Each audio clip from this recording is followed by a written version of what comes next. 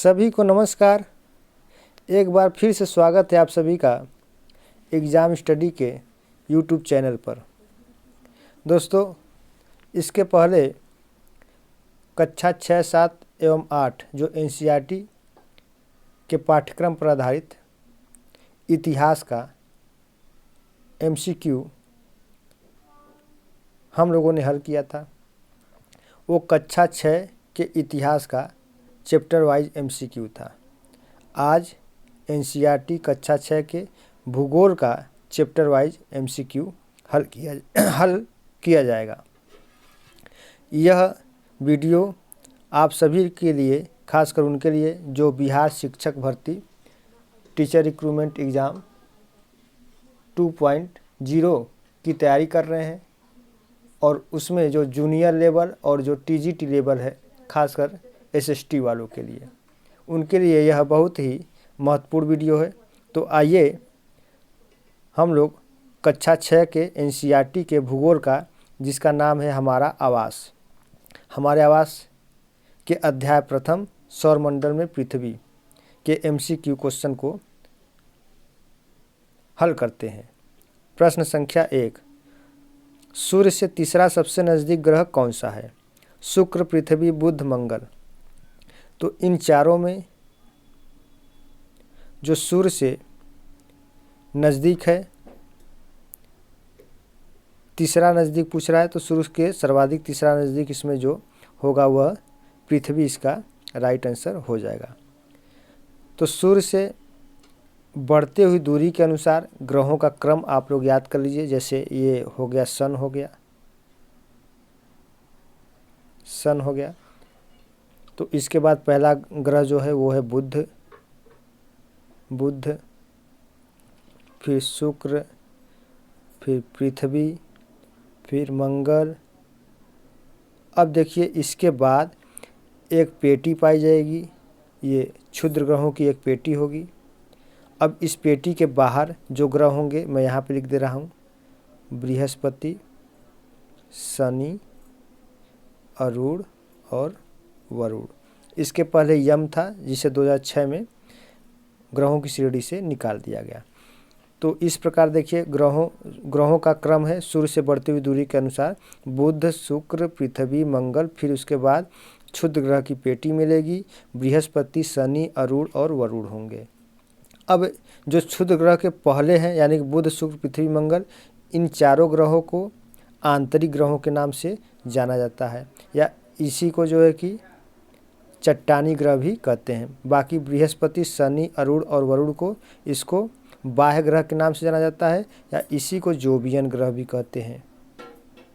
तो अभी तक हम लोगों ने इतने चीज़ों को सीखा कि आंतरिक ग्रह कौन से हैं, जोवियन ग्रह या बाह्य ग्रह कौन से हैं। ये सभी देखिए, ये जो बृहस्पति, शनि, अरुण और वरुण, ये जो चारों ग्रह हैं, इन सभी का जो निर्माण हुआ है यह एक गैसीय रूप में है। ये जो ग्रह हैं ये एक गैसीय फॉर्म में है, इसलिए इन्हें गैसीय अवस्था वाली ग्रह भी कहते हैं।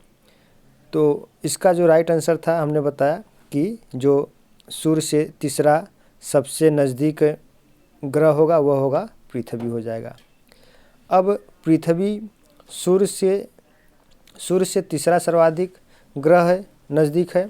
इसके अलावा पांचवा सबसे बड़ा सौरमंडल का यह ग्रह है पृथ्वी को नीला ग्रह भी कहते हैं और पृथ्वी को अनोखा ग्रह भी कहते हैं, क्योंकि यहाँ पर ये जीवन पाया जाता है। मात्र सौरमंडल का एक ऐसा ग्रह है जिस पर जीवन होता है, इसलिए इसको अनोखा ग्रह भी कहते हैं। तो आइए प्रश्न संख्या 2 पर चलते हैं। पूरी व्याख्या के साथ हम इसका उत्तर देंगे, ताकि एक ही प्रश्न में कई आंसर आप लोग को मिल जाए, और यदि इस चैप्टर से कोई भी सवाल पूछे तो वो चीज़ मिस न होने पाए। आइए आगे देखते हैं। क्षुद्र ग्रह किन कक्षाओं के बीच पाए जाते हैं? देखिए वहीं सवाल आ गया। तो क्षुद्र ग्रह की जो पेटी होती है वह मंगल एवं बृहस्पति के बीच पाई जाती है। अभी मैंने इसका व्याख्या किया, तो अब इसके विषय में व्याख्या करने की जरूरत नहीं है। और हाँ, थोड़ा सा प्रश्न संख्या 1 पर थोड़ा सा और हम चर्चा कर लेते हैं। आइए, शुक्र ग्रह को पृथ्वी की जुड़वा या इसी को इसका बहन भी कहते हैं। शुक्र ग्रह को सांझ का तारा, भोर का तारा कहते हैं। मंगल को लाल ग्रह भी कहते हैं। अब प्रश्न संख्या 2 पे चलते हैं कि क्षुद्र ग्रह किन कक्षाओं के बीच पाए जाते हैं। तो मंगल एवं बृहस्पति के बीच ये पाए जाते हैं। प्रश्न संख्या 3 पे आते हैं, किस ग्रह को पृथ्वी की जुड़वा बहन के नाम से जाना जाता है। तो इसमें जो शुक्र है, देखिए यही आंसर बताए थे, तो ये शुक्र इसकी जो है कि जुड़वा बहन के नाम से इसको जानते हैं। ध्रुव तारे से किस दिशा का ज्ञान होता है, दक्षिण का, पूर्व का, उत्तर का या पश्चिम का। तो ध्रुव तारे से जो है कि हमेशा उत्तर दिशा का ज्ञान होता है। उत्तरी तारा को ही ध्रुव तारा भी कहा जाता है, जो उत्तर दिशा को इंगित करता है। यह उत्तर में उगता है। इस प्रकार एक संकेतक के रूप में दिशाओं को खोजने के लिए इसका उपयोग किया जाता है ना। आइए 5वें नंबर पर चलते हैं कि निम्नलिखित कथनों पर विचार करें। पहला कथन क्या है, ग्रह शब्द ग्रीक शब्द प्लानेटाई से आया है जिसका अर्थ है घुमक्कड़। ठीक। दूसरा क्या है कथन, बृहस्पति, शनि और अरुण के चारों ओर छल्ले हैं। अब इसका ऑप्शन किस प्रकार है, 4 ऑप्शन है दिया हुआ है। केवल 1 सही होगा, या केवल 2 सही होगा, या 1 और 2 दोनों सही होगा, या न तो 1 और न ही 2 सही होगा। तो इसमें देखिए जो ग्रह शब्द है वो ग्रीक शब्द प्लानेटाई से लिया गया है जिसका अर्थ घुमक्कड़ होता है, तो ये सही होए। अब उसके बाद शनि और अरुण के और बृहस्पति के चारों ओर छल्ले पाए जाते हैं, है ना। तो इसमें शनि और अरुण के तो चारों ओर छल्ले पाए जाते हैं। ठीक। तो इन चार, यहाँ पर बृहस्पति, शनि और अरुण ये आपका तीनों दिया हुआ है। तो इन तीनों में सिर्फ शनि के पास छल्ले हैं, बृहस्पति के पास है नहीं। तो इस आधार पर यह आपका गलत हो जाएगा। तो इसका राइट आंसर क्या हो जाएगा, केवल 1 सही हो जाएगा। आगे बढ़ते हैं, 6 नंबर पर चलते हैं। निम्नलिखित पर विचार करिए। सूर्य है, फिर दूसरा 8 ग्रह हैं, उपग्रह हैं, क्षुद्र ग्रह हैं, उल्कापिंड है। चलिए इस पर विचार करते हैं। क्या कह रहा है ये सवाल कि उपर्युक्त में से कौन सा सौरमंडल के भाग हैं, है ना। 1 2 3, 1 2 3 और 5, 3 4 और 5, या चौथा ऑप्शन उपर्युक्त सभी। तो क्या है विचार, क्या करना है कि सूर्य सौरमंडल का भाग है, 8 ग्रह भी हैं, उपग्रह भी है, क्षुद्र ग्रह भी है, उल्कापिंड भी है। तो ये सभी क्या है, हमारे सौरमंडल के एक भाग हैं। तो इसका राइट आंसर क्या हो जाएगा, उपर्युक्त सभी हो जाएगा। आइए अब अध्याय 2 से शुरुआत करते हैं। अध्याय 2 क्या है, ग्लोब, अक्षांश एवं देशांतर, है ना। ग्लोब है, अक्षांश और देशांतर से संबंधित इसमें सवाल पूछे जाएंगे। पहला सवाल क्या है, कर्क रेखा का अक्षांशी मान क्या होता है ना। 23.5 डिग्री उत्तरी, या 23 डिग्री पूर्वी, 15 डिग्री दक्षिणी, या 31.1 डिग्री पूर्वी। तो जो 23.5 डिग्री उत्तरी अक्षांश होता है इसी को कर्क रेखा या इसी को अंग्रेजी में कैंसर लाइन भी कहते हैं।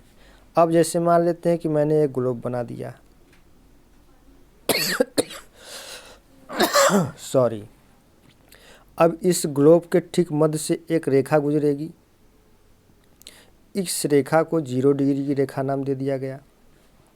अब इसी 0 डिग्री की रेखा को भूमध्य रेखा भी कह सकते हैं और विषुवत रेखा भी कह सकते हैं। भूमध्य इसलिए क्योंकि यह हमारे ग्लोब के ठीक मध्य से होकर जाता है, इसलिए भूमध्य। अब विषुवत इसलिए क्योंकि वर्ष में 2 बार यहाँ पर विषुव की स्थिति होती है। कब कब होती है, 21 मार्च और 23 सितंबर के दिन विषुव की स्थिति होती है, इसलिए इसे हम विषुवत रेखा भी कहते हैं। अब यहाँ से लेकर के ऊपर तक बढ़ने पर, यानी कि यहाँ से लेकर के यहाँ तक जाएंगे ध्रुवों तक, तो कुल 90 रेखाएं हैं। ये अक्षांश रेखाएं हैं। यहाँ से नीचे आएंगे तो यहाँ पर भी 90 हैं। तो यहाँ पर उत्तर की तरफ जाएंगे तो इधर जो 90 है ये नॉर्थ हो गया, ये साउथ हो गया। अब इसमें यहाँ पर 23.5 डिग्री की एक अक्षांश रेखा होगी,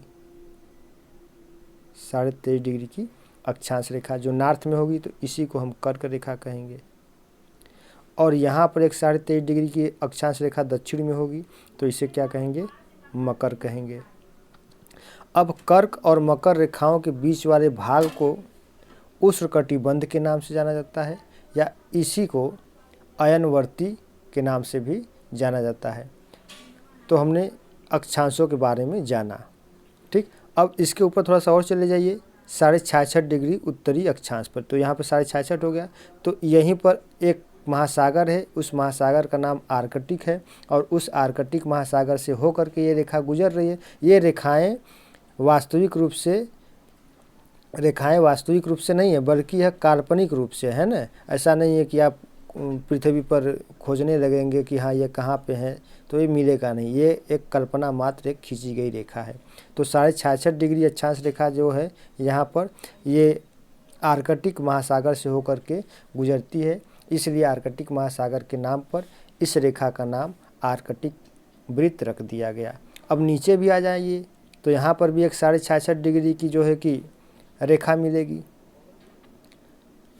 तो इसे जो है कि अटलांटिक वृत्त के नाम से जाना जाता है। और ऊपर उत्तरी ध्रुव, यहाँ उत्तरी ध्रुव है और नीचे आइए देखिए यहाँ पर ये दक्षिणी ध्रुव है, ये दक्षिणी ध्रुव हो गया। चलिए अब आगे बढ़ते हैं। भारत का मानक याम्योत्तर है ना, 82.5 डिग्री पूर्वी, 680 डिग्री पूर्वी या 97 डिग्री पूर्वी या इनमें से कोई नहीं। तो भारत का जो मानक याम्योत्तर है वो 82.5 डिग्री पूर्वी देशांतर को माना गया है, जो इलाहाबाद के नैनी से या अन्य स्रोतों में देखेंगे तो यह मिर्ज़ापुर के गोपीगंज से लिया गया है ना। अब उसके बाद देखिए कि देशांतर रेखाएं, जैसे मैंने एक ग्लोब बना लिया, ये ग्लोब हो गया। अब ग्लोब पर जो उत्तर से दक्षिण की तरफ जो ऐसे रेखाएं खींची जाएंगी है ना, इसे हम देशांतर रेखा कहेंगे। अब ये जो देशांतर रेखाएं हैं उत्तर से दक्षिण तक है, तो जो बीच में होगा जिसे हम 0 डिग्री की देशांतर रेखा कहेंगे, इसे 0 डिग्री का देशांतर रेखा होगी, इसे हम प्रधान याम्योत्तर रेखा के नाम से भी जानते हैं। अब इसके अलावा सभी देशांतर रेखाएं जो है कि बृहत वृत्त होती हैं, तो ये सभी देशांतर रेखाएं होगी, ये सभी देशांतर रेखाएं बृहत वृत्त होती हैं। जबकि अक्षांशों में 0 डिग्री की रेखा को ही बृहद अक्षांशी वृत्त के नाम से जाना जाता है। बाकी देशांतर में सभी देशांतर बृहद वृत्त होते हैं। तो देखिए अक्षांश और देशांतर में ये एक थोड़ा सा एक माइनर अंतर है, इसको भी आप लोग कहीं लिख लीजिएगा या नोट कर लीजिएगा। अब हम देशांतर पर बात करते हैं।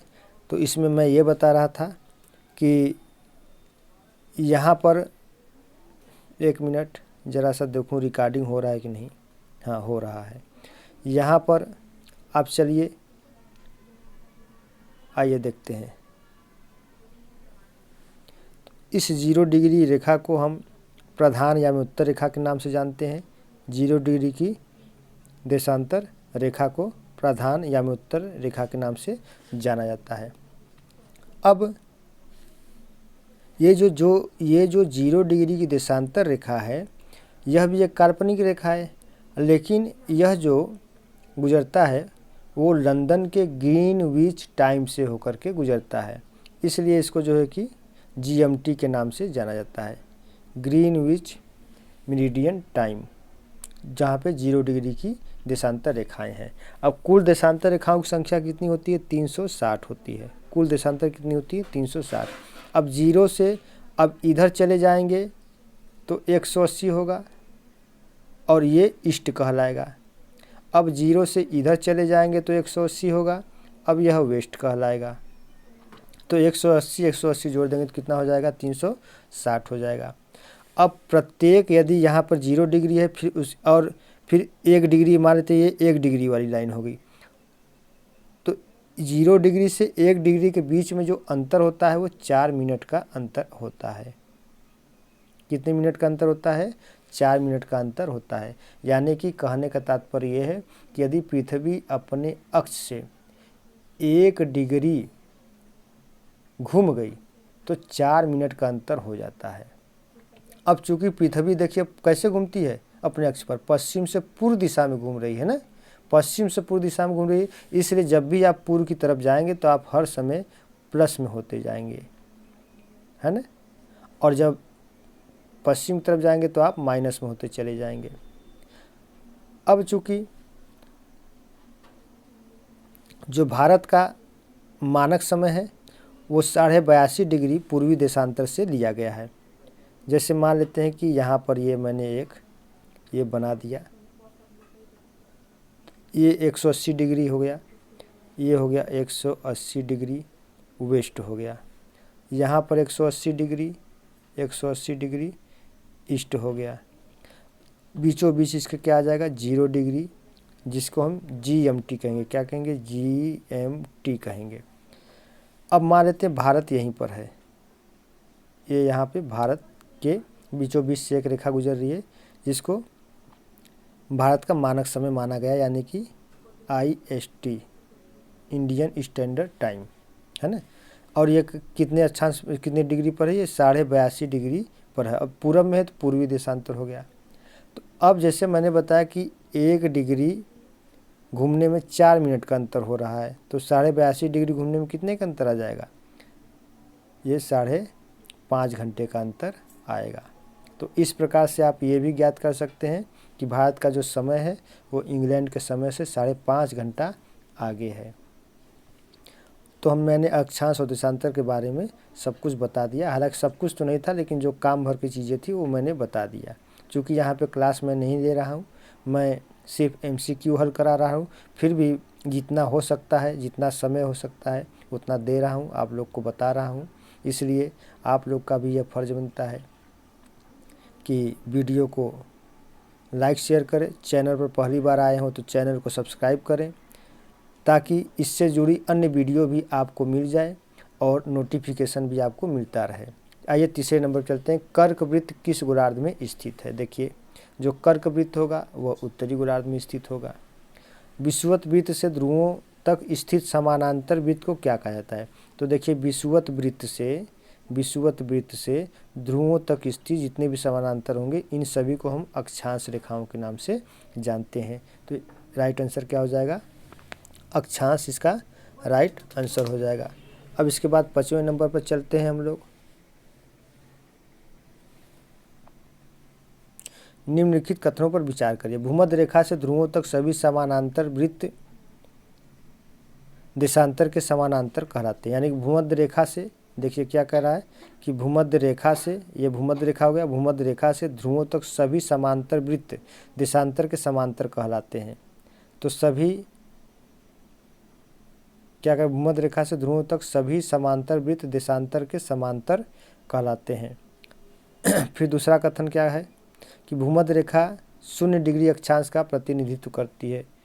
तीसरा है महाराष्ट्र में चंद्रपुर और ब्राज़ील में बेलो होरिजोंटे दोनों एक ही अक्षांश पर स्थित है। अब पता लगाना कि ये तीनों में कौन से सही है और कौन सा सही नहीं है।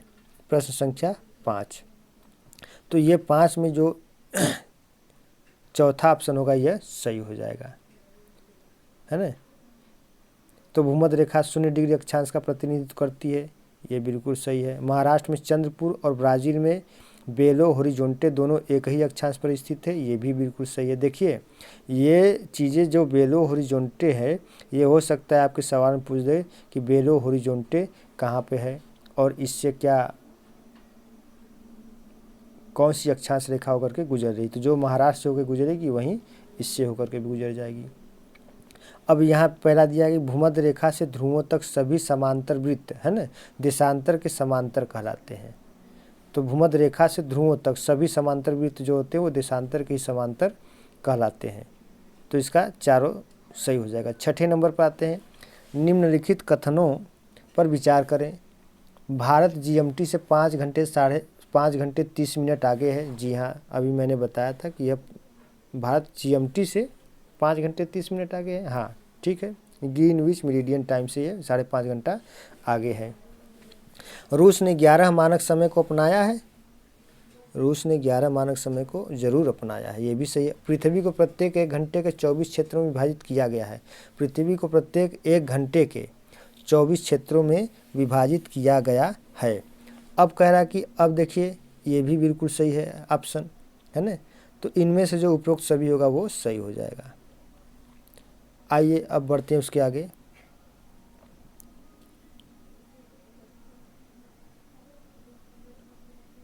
अध्याय 3 पर आते हैं, पृथ्वी की गतियाँ, है ना। अब पृथ्वी गतियों संबंधित इसमें सवाल होंगे। देखिए बिल्कुल चैप्टर बाय चैप्टर इसमें सवाल बने हुए हैं, आप लोग बिल्कुल इसको अच्छी तरीके से पढ़ लें। हालांकि क्वेश्चन तो 450 होंगे, लेकिन इसकी व्याख्या इतनी अधिक हो जा रही है कि समय ज़्यादा हो जाएगा। आइए देखते हैं, थोड़ा सा तेज़ी में अब चलते हैं। किस तारीख को दिन और रात बराबर होते हैं? तो मैंने बताया था विषुव के समय 21 मार्च और 23 सितंबर, तो 1 और 2 दोनों हो जाएगा। दिन और रात बराबर होते हैं, तो 21 मार्च और 23 सितंबर के दिन। आगे बढ़ते हैं, पृथ्वी की सूर्य के चारों ओर की गति को क्या कहा जाता है? घूर्णन कहा जाता है, परिक्रमण कहा जाता है, झुकाव कहा जाता है, या भ्रमण कहा जाता है?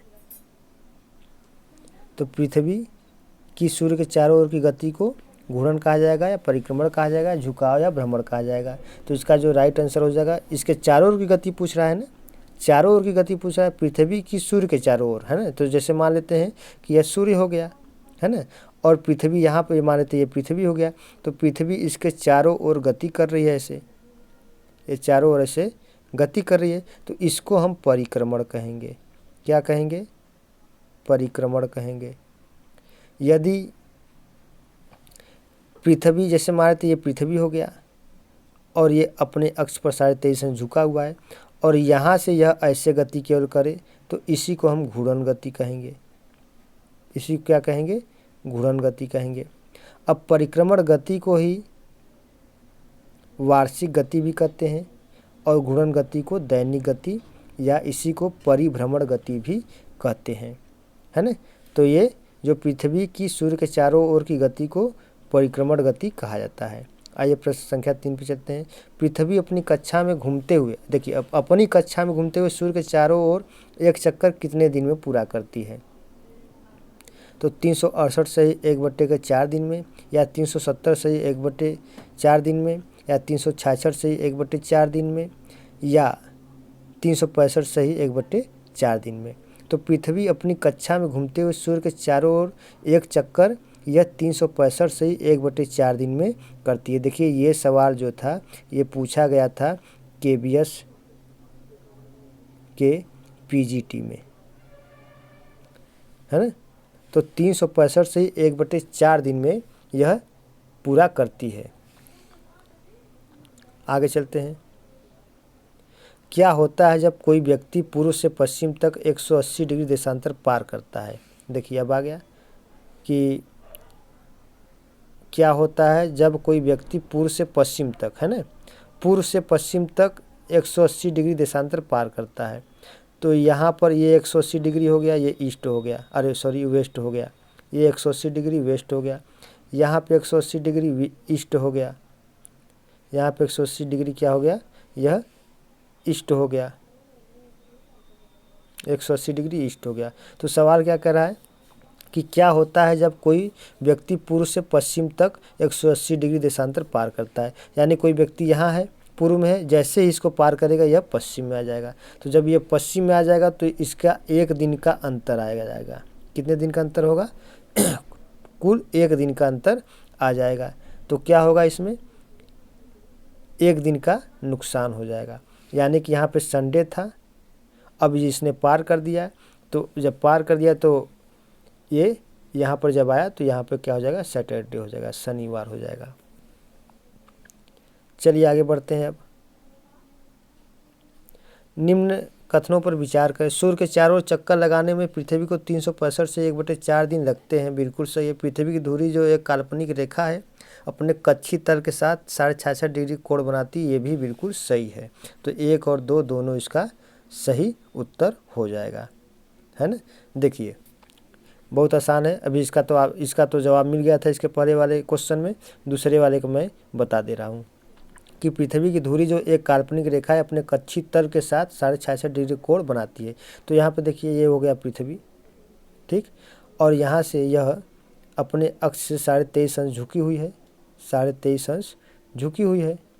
तो जब यह 23.5 अंश झुकी हुई है तो क्या हुआ, जो 90 डिग्री है तो 90 डिग्री में 23.5 अंश को कम कर देंगे तो ये अपने अक्षीय झुकाव से 66.5 डिग्री का हो जाएगा।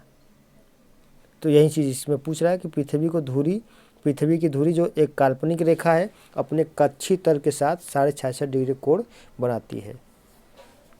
आगे बढ़ते हैं। निम्नलिखित कथनों पर विचार करें। सूर्य की किरणें सीधे कर्क रेखा पर पड़ती हैं। सूर्य की किरणें सीधे कर्क रेखा पर पड़ती हैं। जी हाँ, पड़ती तो हैं, लेकिन वो सिर्फ और सिर्फ 21 जून के दिन। आर्कटिक वृत्त के आगे की जगह लगभग 6 महीने तक लगातार दिन के उजाले की अनुभव करती है। जी हाँ, ये भी बात सही है। भूमध्य रेखा के उत्तर के क्षेत्रों में गर्मी है और इन जगहों पर सबसे लंबी रात और सबसे छोटा दिन 21 जून का होता है। तो इसमें कौन सा सही होगा, आइए देखते हैं। उपर्युक्त में से कौन सा कथन उत्तरी गोलार्ध में 21 जून के संबंध में सच है। देखिए, वास्तविक प्रश्न ये है कि 21 जून के संबंध में सच है ना। तो 21 जून के संदर्भ में अब हमको देखना है। तो फिर से आइए प्रश्न पर देखते हैं। 21 जून के संदर्भ में हम लोग क्या कि सूर्य की किरण सीधे कर्क रेखा पर पड़ती है। जी हाँ, बिल्कुल सही है। 21 जून के संदर्भ में ये सही है। आर्कटिक वृत्त के आगे की जगहें लगभग 6 महीने तक लगातार दिन के उजाले का अनुभव करती है। बिल्कुल ये भी सही हो जाएगा 21 जून के संदर्भ में। भूमध्य रेखा के उत्तर के क्षेत्रों में गर्मी है, ये भी बिल्कुल सही हो जाएगा।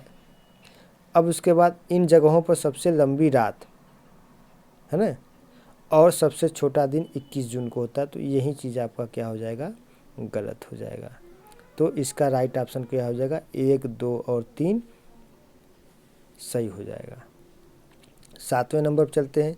पृथ्वी की स्थिति जिसे शीतकालीन संक्रांति कहा जाता है कब होता है, 21 मार्च को, 22 दिसंबर को, 23 सितंबर को या 21 जून को। तो इसका राइट आंसर क्या हो जाएगा आपका 22 दिसंबर। 22 दिसंबर को मकर रेखा की ओर दक्षिणी ध्रुव के झुकाव के कारण सूर्य की किरणें सीधा प्राप्त होती हैं। जैसे ही सूर्य की किरणें मकर रेखा पर लंबवत पड़ती हैं, दक्षिण गोलार्ध का एक बड़ा भाग प्रकाश प्राप्त कर लेता है। इसके बाद दक्षिण गोलार्ध में लंबे दिनों और छोटी रातों के साथ ग्रीष्म होता है। उत्तरी गोलार्ध में इसके ठीक उल्टा होता है। पृथ्वी के इस स्थिति को शीतकालीन संक्रांति कहा जाता है।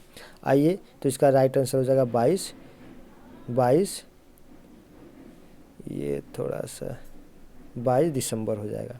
आगे बढ़ते हैं, 8वें नंबर चलते हैं। चुंबकीय सुई की दिशा हमेशा किस दिशा में होती है, उत्तर दक्षिण में, पूर्व पश्चिम में, दक्षिण पश्चिम में या उत्तर पश्चिम में। तो ये जो चुंबकीय सुई की दिशा होती है ये हमेशा उत्तर और दक्षिण में होती है। तो राइट आंसर इसका ये हो जाएगा, उत्तर और दक्षिण हो जाएगा। ये अध्याय 4 है, मानचित्र से संबंधित है ना। तो चुंबकीय कंपास में एक चुंबकीय सुई होती है जो हमेशा उत्तर दक्षिण दिशा को इंगित करती है। कंपास नेविगेशन और अभिविन्यास के लिए उपयोग किया जाने वाला एक उपकरण है जो भौगोलिक दिशाओं के सापेक्ष स्थिति को इंगित करता है ना। आगे बढ़ते हैं।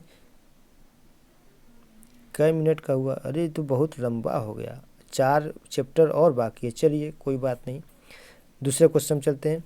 एक छोटे से क्षेत्र का बड़े पैमाने पर खींचा गया रेखाचित्र क्या कहलाता है। एक छोटे से क्षेत्र का बड़े पैमाने पर खींचा गया रेखाचित्र क्या कहलाता है, प्रतीक, ऋण प्रतीक, खाका या इनमें से कोई नहीं। तो दूसरा का जो राइट आंसर हो जाएगा ये खाका कहलाता है। एक छोटे क्षेत्र का बड़े पैमाने पर खींचा गया रेखाचित्र क्या कहलाता है, खाका कहलाता है। अब इसके आगे चलते हैं। निम्न में से क्या मानचित्र का घटक है, दिशा, दूरी, चिन्ह, उपरोक्त सभी। तो मानचित्र के ये तीनों सबसे महत्वपूर्ण घटक होते हैं, दिशा, दूरी और चिन्ह। तो उपरोक्त ये सभी हो जाएगा।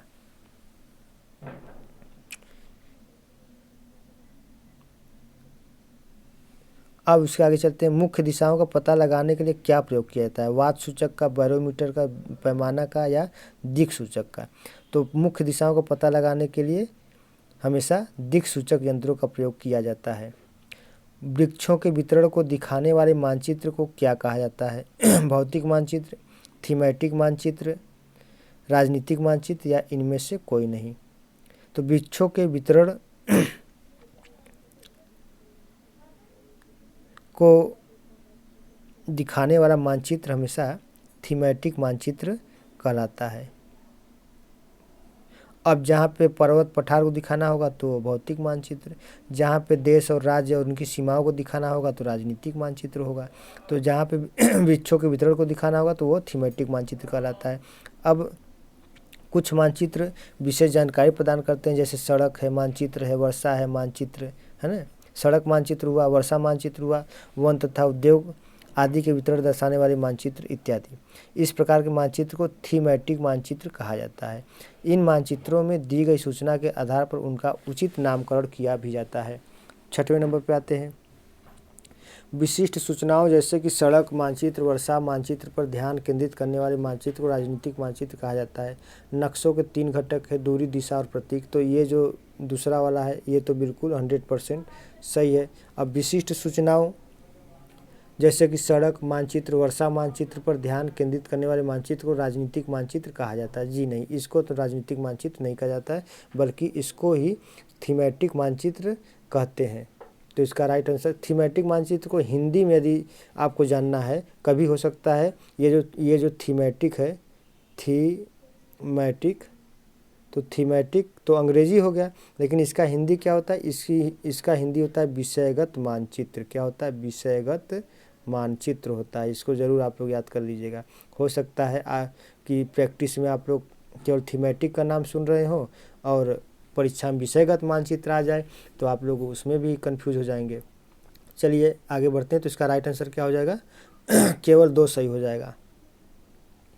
आगे देखते हैं, निम्नलिखित पर विचार करें। उत्तर पूर्व, दक्षिण पूर्व, उत्तर और दक्षिण उपयुक्त में से कौन सा कार्डिनल पॉइंट है ना? कार्डिनल पॉइंट कौन सा है? तो सबसे पहले आप समझिए कि कार्डिनल पॉइंट क्या होता है ना?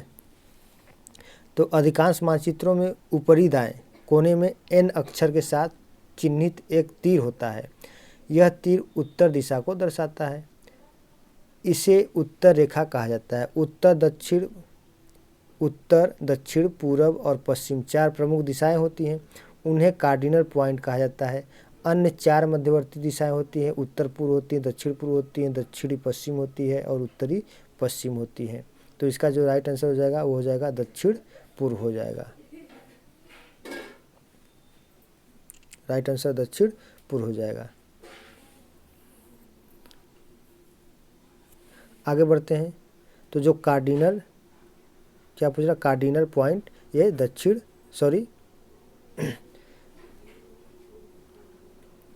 उत्तर पूर्व, उत्तर और दक्षिण, ये जो कार्डिनल पॉइंट होगा ये उत्तर और दक्षिण होगा। ये मिस्टेक हो गया था यहाँ पर, हम यहाँ पर देखे नहीं ऑप्शन।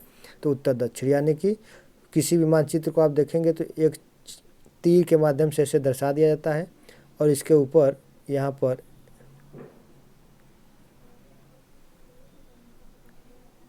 एक मिनट किसी भी मानचित्र में आप देखेंगे तो यहाँ पर ऐसे यन दर्शा दिया जाता है और नीचे साउथ होता है। तो इसी को क्या कहते हैं? कार्डिनल कहते हैं, कार्डिनल पॉइंट कहते हैं। चलिए आगे बढ़ते हैं। निम्नलिखित कथनों पर विचार करें। स्थान है, रंग है, पारंपरिक प्रतीक, पर्वत, पठार, मैदान। तो इन से पर्वत का रंग कैसा होगा, पठार का रंग कैसा होगा, मैदान का रंग कैसा होगा? अब कह रहा है उपयुक्त में से कौन सही ढंग से मेल खाता है? पर्वत, पठार और मैदान। तो मैदान जो है यह तो हरा ही होता है। मैदान कैसा होता है? हरा। यह सही हो जाएगा। पठार कैसा होता है? तो जो पठार का रंग होता है वो भूरा नहीं होता है। अब उसके आगे देखते हैं एक, तो ये जो मानचित्रों में जो रंग प्रदर्शित किए जाते हैं ये स्पेशली किसी स्थलीय भाग को दर्शाने के लिए किया जाता है, जैसे हरा भाग, नीला भाग, पीला भाग, भूरा भाग, है ना? तो ये सभी ताकि जहाँ पे पीला होगा समझ जाइए कि ये चीज़ है, जहाँ हरा है समझ जाइए ये चीज़ है, जहाँ नीला है समझ जाइए ये चीज़ है। तो इसमें मैदान को हमेशा हरा से, वनस्पतियों को हरा से, फसलों को हरा से दर्शाया जाता है। ये बात क्लियर है। अब पर्वत को हमेशा भूरे रंग से दिखाया जाता है और पठार को हमेशा पीले रंग से दिखाया जाता है। तो इसमें कौन सा मेल खाता है? केवल यही मैदान मेल खा रहा है, तो इसका राइट आंसर मैदान हो जाएगा। और तीसरा हो जाएगा। अध्याय 5 की शुरुआत करते हैं पृथ्वी के प्रमुख परिमंडलों से। पृथ्वी के जिस ठोस भाग पर हम रहते हैं उसे क्या कहते हैं? वायुमंडल, भूमंडल, जलमंडल, समताप मंडल। तो इसे हम भूमंडल कहते हैं। विश्व का दूसरा सबसे बड़ा महाद्वीप कौन सा? तो विश्व का सबसे बड़ा महाद्वीप तो एशिया हो गया। एशिया पहला महाद्वीप क्षेत्रफल में, और अफ्रीका दूसरा सबसे बड़ा महाद्वीप हो गया। तीसरा उत्तरी अमेरिका हो गया। चौथा दक्षिणी अमेरिका हो जाएगा। आगे बढ़ते हैं। विश्व की पहली महिला कौन थी जिन्होंने एवरेस्ट पर कदम रखा? जुंको ताबेई ने, बछेंद्री पाल ने, या नॉर्ग शेरपा, या इनमें से कोई नहीं? तो इसका जो राइट आंसर हो जाएगा आपका हो जाएगा ये एशिया के बाद अपने ये माउंट एवरेस्ट पर चढ़ने वाली पहली महिला जो थी वो जुंको ताइबे थी, है ना। जुंको ताइबे एक जापानी पर्वतारोही थी और एक पर्वतारोही के साथ साथ वह एक लेखिका भी थी और टीचर भी थी, है ना। तो इसका जो राइट आंसर हो जाएगा वो क्या हो जाएगा? जुंको ताबेई हो जाएगा। राइट आंसर हो जाएगा जुंको ताबेई। उसके आगे बढ़ते हैं। अटलांटिक महासागर अंग्रेजी भाषा किस अक्षर के आकार का है? तो जो अटलांटिक महासागर है वो अंग्रेजी भाषा के एस अक्षर के आकार का है। देखिए महासागर तो वैसे 5 बताए गए हैं। सबसे बड़ा महासागर, सबसे बड़ा प्रशांत महासागर, दूसरा अटलांटिक महासागर, तीसरा हिंद महासागर, फिर आर्कटिक महासागर, फिर उसके बाद अंटार्कटिक महासागर। या आर्कटिक महासागर को उत्तरी ध्रुव महासागर और अंटार्कटिक महासागर को दक्षिणी ध्रुव महासागर के नाम से जाना जाता है। तो हालांकि 3 महासागर की बात करते हैं, केवल प्रशांत महासागर, हिंद महासागर और अटलांटिक महासागर का। तो प्रशांत महासागर सबसे बड़ा, सबसे गहरा। अब इसमें क्या है कि इन महासागरों का आप पूरे विश्व के मानचित्र पर देखेंगे तो यह एक किसी न किसी आकार में दिखाई देते हैं। तो जो अटलांटिक महासागर है वो इस आकार का दिखाई देता है ऐसे, तो यह इस आकार का हो गया। अब उसके बाद जो आपका प्रशांत महासागर है, तो प्रशांत महासागर को देखेंगे तो ये इस आकार का दिखाई देगा। तो ये किस आकार का हो गया? यू के आकार का। अब हिंद महासागर को देखेंगे तो यह हिंद महासागर ऐसे दिखाई देता है। एक मिनट। हिंद महासागर देखेंगे तो यह ऐसा दिखाई देगा। तो यह किस आकार का हो गया? यम आकार का हो गया। यह दक्षिणी प्रायद्वीपीय भारत ही, ये समझिए। चलिए आगे बढ़ते हैं। माउंट एवरेस्ट समुद्र से कितना मीटर ऊंचा है? तो 8,848 मीटर ऊंचा है। विश्व की सबसे ऊंची चोटी है माउंट एवरेस्ट। निम्नलिखित कथनों पर विचार करें। स्थल मंडल में पृथ्वी की परत की चट्टानें और मिट्टी की पतली परतें शामिल हैं। अब उसके बाद दूसरा, समुद्री जल का स्तर सभी जगह समान रूप से रहता है। तीसरा, भूमि की ऊंचाई समुद्र के तल से मापी जाती है जिसे एक रूप में लिया जाता है। अब उपयुक्त कथनों में से कौन सा सही है? 1, 2, 2, 3 या 1, 3 या उपयुक्त सभी है? तो ये जो छठे का जो सही आंसर हो जाएगा वो केवल 1 और 2 सही हो जाएगा। तो पृथ्वी के ठोस भाग को स्थल मंडल कहा जाता है। इसमें पृथ्वी की परत की चट्टानें और मिट्टी की पतली परतें होती हैं जिनमें पोषक तत्व होते हैं जो जीवों को बनाए रखते हैं। पृथ्वी की सतह के 2 मुख्य विभाजन हैं। बड़े भूभाग को महाद्वीप के रूप में और विशाल जल को महासागरीय रूप में जाना जाता है। और समुद्री जल का स्तर हर जगह समान रहता है ना। तो समुद्री जल का स्तर कहाँ पे रहता है? हर जगह समान होता है। पहला सही, दूसरा सही हो गया। और स्थलमंडल पृथ्वी की परत की चट्टानें और मिट्टी की पतली परतों से निर्मित हुई है, तो ये भी सही हो जाएगा। तो 1 और 2 दोनों सही है, तो इस आधार पर राइट ऑप्शन हो जाएगा 1 और 2 दोनों।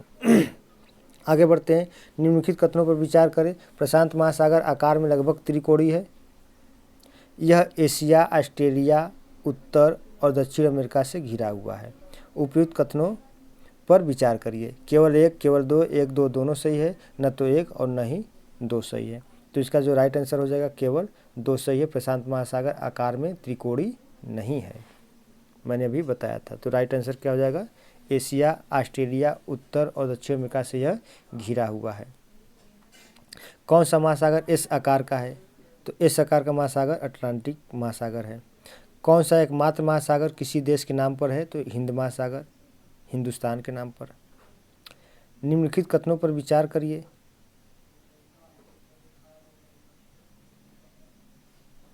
निम्नलिखित कथनों पर विचार करें। वायुमंडल लगभग 600 किलोमीटर की ऊंचाई तक फैला हुआ है, बिल्कुल सही है। संरचना, तापमान और अन्य गुणों के आधार पर वायुमंडल को 5 परतों में विभाजित किया गया है, ये भी सही है। तो 10वां का राइट आंसर हो जाएगा, सॉरी वायुमंडल लगभग 600 किलोमीटर की ऊंचाई तक फैला हुआ है, ये 600 नहीं बल्कि इससे अत्यधिक ऊंचाई तक फैला हुआ है, तो ये आपका गलत हो जाएगा। संरचना, तापमान और अन्य गुणों के आधार पर वायुमंडल को 5 परतों में विभाजित किया गया है, तो ये बिल्कुल सही है। तो इसका दूसरा कथन सही हो जाएगा। 11 नंबर अध्याय 6 पे चलते हैं। पृथ्वी के प्रमुख स्थल रूप। वह स्थलीय भाग जो कि आसपास की भूमि से ऊंची उठी होती है वह कहलाती है पहाड़ी, मैदान, डेल्टा या पठार। तो इसका राइट आंसर क्या हो जाएगा? पहाड़ी हो जाएगा।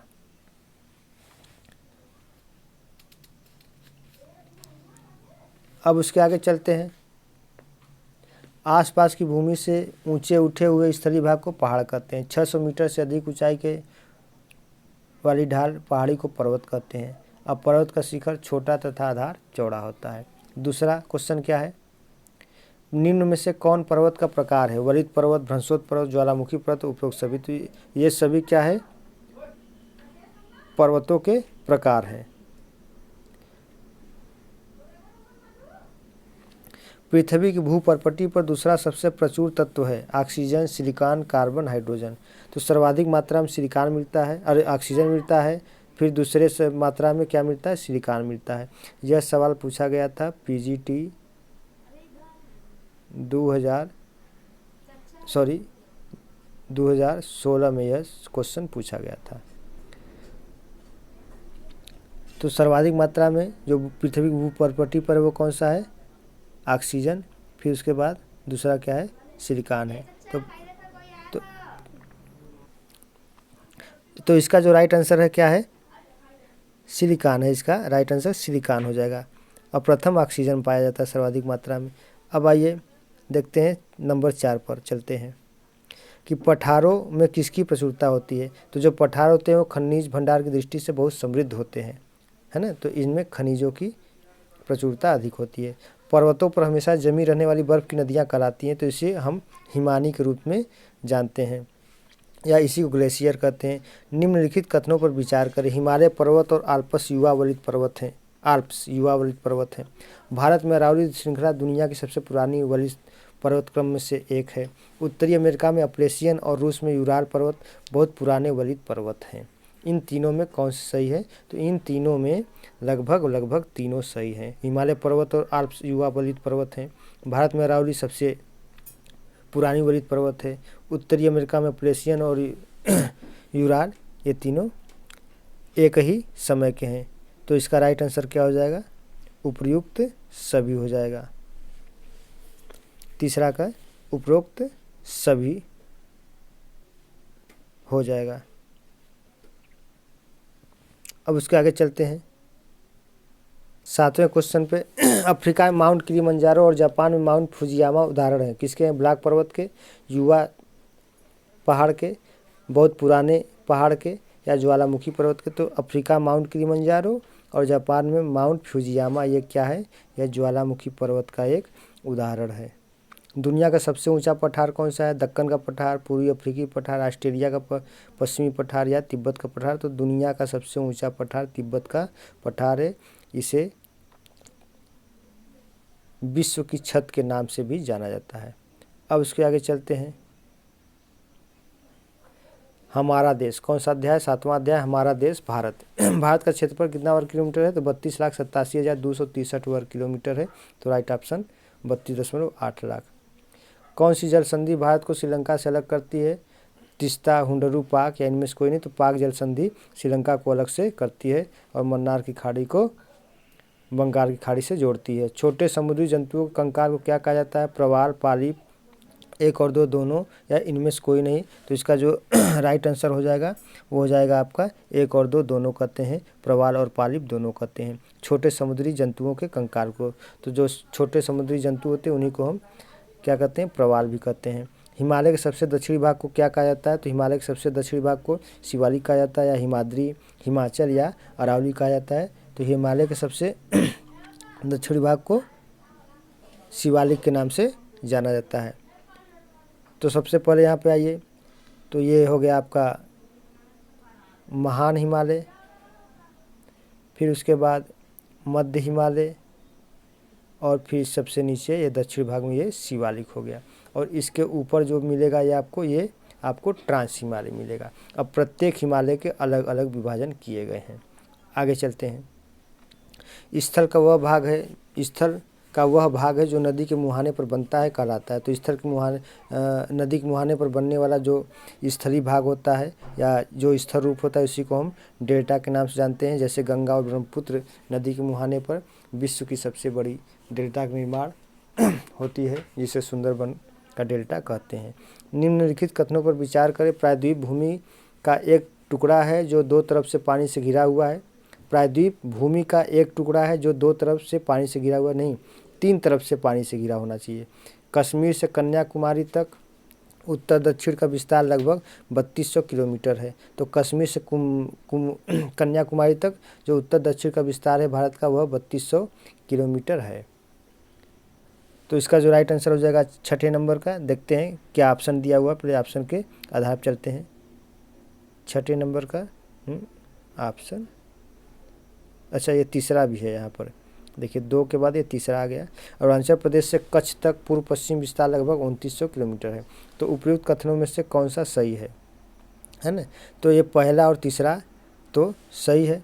और दूसरे की बात क्या करें तो दूसरा क्या है? कश्मीर, हाँ दूसरा तो सही है। तो दूसरा और तीसरा तो सही है, लेकिन पहला सही है या नहीं? तो इसका जो राइट आंसर हो जाएगा वो आपका हो जाएगा केवल 2, ये वाला 2 और 3 सही है, जबकि पहला सही नहीं होगा। पहला क्या है कि प्रायद्वीप भूमि का एक टुकड़ा है जो 2 तरफ से पानी से घिरा हुआ है। नहीं, 2 तरफ से नहीं बल्कि यह तीनों तरफ से पानी से घिरा होता है। जैसे प्रायद्वीपीय भारत के पूर्व में बंगाल की खाड़ी, पश्चिम में अरब सागर और उसके दक्षिण में क्या है? हिंद महासागर है। तो इसी वो स्थल भाग जो कि 3 तरफ जल से घिरा होता है उसी को क्या कहते हैं? प्रायद्वीप कहते हैं।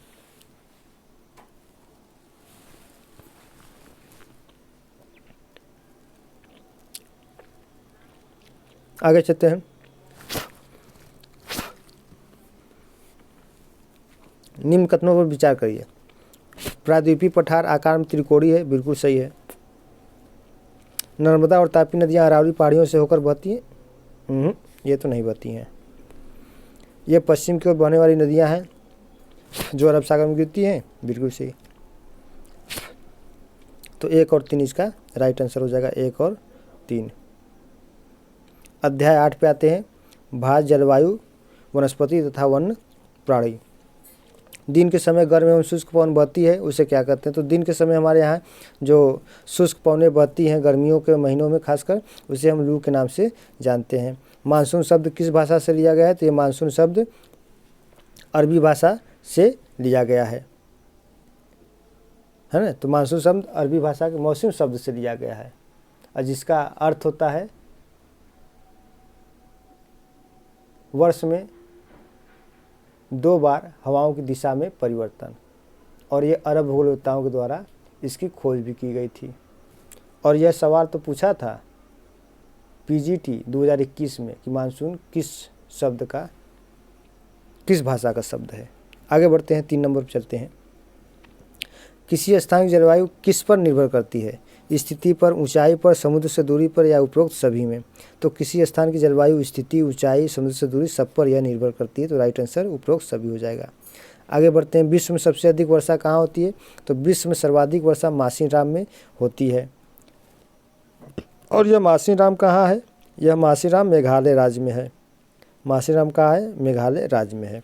इसके पहले मासीराम के पहले चेरापूंजी हुआ करती थी। तो मेघालय राज्य में शिलांग पठार पर 3 पहाड़ियाँ हैं क्रमशः, देखिए एक ये पहाड़ी, एक ये पहाड़ी, एक ये पहाड़ी। यहाँ चलते हैं तो गारो, ये हो गया खासी, ये हो गया जयंती।